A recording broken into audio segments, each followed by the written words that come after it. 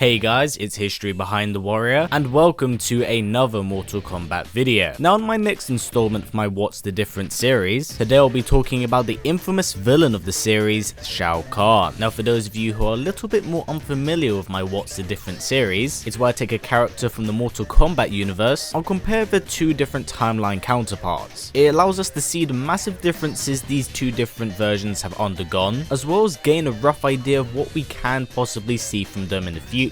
Plus it always is quite entertaining to see how far this character's kind of derived from what it once was. So on that note, let's actually get on with the video. Now first off, let's actually talk about the similarities these two actually share. Now both Shao Kahns derive from Outworld, and both whilst growing up came under the leadership of the Dragon King Onaga, who was the at the time ruler and Khan of Outworld. Now these two would serve under the Dragon King for a significant amount of time, working under him and really kind of learning how to become a ruthless Khan. But of course Onaga wouldn't hand this title to just anyone. It needed to be someone that was worthy within his eyes, and Onaga at this point in time was on his own personal quest for immortality, so dying wasn't an option in his mind. So the title of Khan wouldn't be given to anyone but himself, and this is where the friction kind of begins between Shao Kahn and Onaga, as Shao Kahn's lust for conquering was unquenchable, and Onaga at this point in time didn't have his eyes set on such an idea, and this actually led to the fall of the Dragon King, as Onaga would poison him in his sleep, killing the Dragon King and usurping him for his title of Khan. And at this point, Shao Kahn would assert his dominance and power in all the realms. Once he obtained the title of Khan, he'd immediately start interacting with realms and force them to engage in Mortal Kombat, as he desired to conquer their homes for his own personal entertainment. Through his conquest, he would control and brainwash many individuals and force them to serve under him. He would do this to numerous races, the Saurians, the Tarkatans, even the Edenians up to a certain extent. And whilst we're on that topic, in both timelines Shao Kahn conquered Edenia. He would kill the king of that realm, King Jared, and take his wife Queen Sindel as his own with their young daughter Kitana. Now after this had happened, Queen Sindel would commit suicide, which unfortunately in turn would leave Kitana in Shao Kahn's care. Now after conquering Edenia, Shao Kahn would set his eyes on Earthrealm and begin his new pursuit to conquer that realm through the sorcerer known as Shang Tsung, an individual he had taught himself in the dark arts. Now they were in fact on the verge of winning, that is until they lost to a being known as the Great Kung Lao. So after this had transpired, Shao Kahn would create an alliance with King Gorbak, the king of the Shogun, and allow King Gorbak's son Goro to participate in the tournament, leading to the demise of the Great Kung Lao and continuing his own personal mission of conquering all of the realms. But as we know, he was once again stopped, as a Shaolin monk that derived from the same monastery that the Great Kung Lao did. Liu Kang would defeat both Goro and Shang Tsung, halting his plans once more and forcing him to win another 10 consecutive Mortal Kombat tournaments. Now sick and tired of failure after failure, Shao Kahn would decide to get his hands dirty during Mortal Kombat 2, as he believes that the only way of doing something right is by doing it yourself. And this is where the timelines really do kind of diverge from each other. Now before I start talking about Mortal Kombat 2, let me talk about something that I was leaving up until this section till just now. In the original timeline, the minute after he annihilated Edenia and took Kitana and Sindel into his home, in the original timeline he had Shang Tsung working in his flesh pits to create him a proper daughter that would embody all of the traits that he saw was powerful, that being the physical endurance and body of an Edenian and the bloodlust and hunger that would derive from a Tarkatan. And this would lead up to the creation of Mileena. Now the reason why I'm saying this is because in the new timeline, Mileena's existence isn't established up until the Mortal Kombat 2 section of the game, resulting in Shao Kahn turning against Kitana and disregarding her as his daughter. Now back up to Mortal Kombat 2, in the original timeline Liu Kang is just able to defeat Shao Kahn, but in the new timeline he's able to punch a hole through Shao Kahn's chest, which as you would expect isn't something that happens at all in the original timeline, as the games followed a very strict kind of arcade style, opposing to the much more cinematic story-esque film style. And Kung Lao's murder doesn't happen up until the third Mortal Kombat game, but in the Mortal Kombat 2 section of MK9, it is Shao Kahn that seemingly kills the Shaolin monk, whereas in the original timeline he doesn't die up until the next game. Now because of Shao Kahn, Sindel is resurrected in both timelines, but they do function very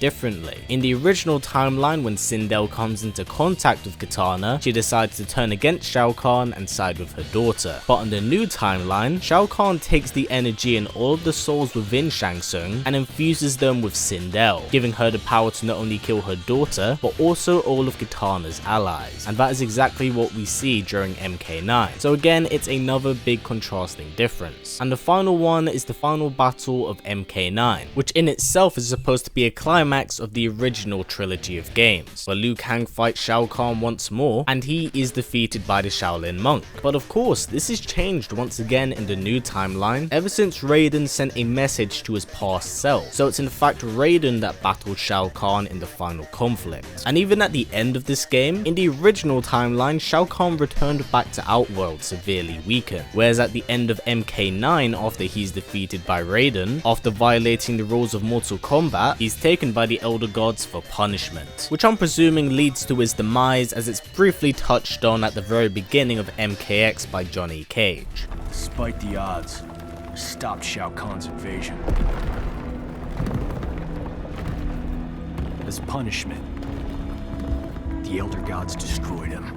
So overall, there's been some alterations and changes to this character, but really in terms of personality, Shao Kahn is still Shao Kahn. He's cocky, arrogant, and ruthless. In both timelines, we get to see how ruthless he is, with the extent he goes to killing anyone in his way, regardless of whether or not they actually engaged in combat. So Shao Kahn in both timelines are very similar. There's not too much that's different. But one thing that I did decide to leave out for fun, and it's kind of non-canon anyway, is that in Mortal Kombat Annihilation, they tried to establish Raiden and Shao Kahn kind of being brothers, but of course this was a film, so it wasn't kind of canon in the game, at least up until Mortal Kombat vs DC, which is yes a crossover game, but they did try to re-establish this relationship once again, and well, we all know how well that game turned out. So that's a little fun addition I decided to leave until the very end. But overall, Shao Kahn isn't too different in both timelines. His personality remains the same, and if we've learned anything about him from the original timeline, is that his tenacity will continue to keep him alive. So although he may be gone now, he will most certainly return in the future. But yeah guys, that actually does wrap it up for this video. I hope you enjoyed this new addition in my What's the Difference series. I do apologize for not posting for quite some time. I've been very busy, and as I'm talking to you all, I'm suffering from probably the worst sore throat of my entire life. That's the main reason I've kind of been absent regarding uploads. But in saying that, videos will go back to their normal schedule. I in fact do have a Soul Calibur video planned this Thursday and another video this Saturday. I'm not entirely sure what it will be. It may be Mortal Kombat related, might be Soul Calibur related, or I might even make my first ever Dead or Alive related video, as I will start talking about that game series on my channel now, since quite a lot of you guys actually voted on my Twitter poll recently regarding it. So if you are interested, let me know down in the comments below. But anyway guys, I do want to say thank you for all watching. I know that Mortal Kombat 11 isn't going to happen anytime soon, as we didn't get a reveal for it at E3 this year, but nonetheless, I'll still keep putting out Mortal Kombat content for you guys, as I'm a massive fan of the series, and just because we're not getting another installment just yet doesn't mean that we can't enjoy what we already do have. Now before this video wraps up, if possible, let's try getting it to about 500 likes. It's a great way of helping out this channel, since YouTube's ad system is broken as hell, so by giving it a thumbs up, it helps out a ton. And if you want to go that extra step, we also have a Patreon set up, and a link for it will be down in the description below. Anyway guys, as always, please comment, like, subscribe, and share this video with everyone you know. Please take care, and I'll see you all next time.